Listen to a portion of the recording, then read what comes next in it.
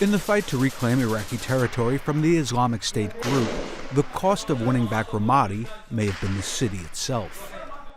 New satellite imagery provided to the Associated Press by Digital Globe shows an urban landscape riddled with 45-foot craters and entire compounds reduced to rubble.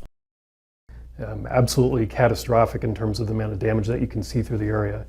So whether it's buildings that had once been multi-story that have been pulverized either from airstrikes, from IEDs, from detonations themselves, there is this widespread damage and destruction all across the region.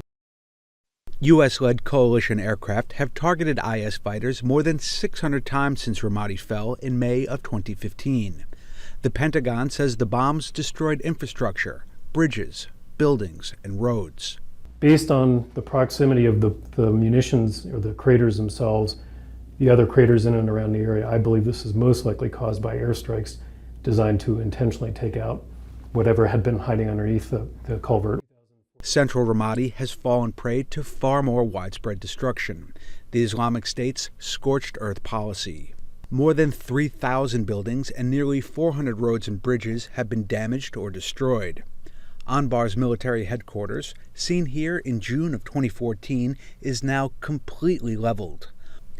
Dams across the Euphrates and its tributaries have been sabotaged. Reports are that ISIS came through and they actually detonated explosives and most likely IEDs right along in this area. So you can see that there's debris that's piled up along the base of the dam. There's indeed water that's going through the area.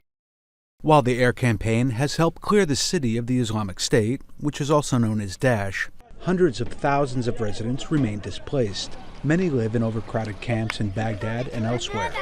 We cannot return to Ramadi because our houses were completely destroyed by Daesh. We were safe in our homes, but now we live in tents. For the few that have returned, they're finding the city and its culture and institutions in ruins. Efforts are underway at Anbar University to preserve what is left. Daesh had set fire to this library. It contains 2,000 to 3,000 precious books. After Iraqi security troops had liberated this area, we managed to protect the remaining books and store them in safe shelters in order to hand them over to the ministry and Anbar University. Ramadi is not alone with its scars of war. Cities and towns across the country are now wired with explosives, so costly and time-consuming to defuse, much of recently liberated Iraq is now unlivable. Luke Sheridan, The Associated Press.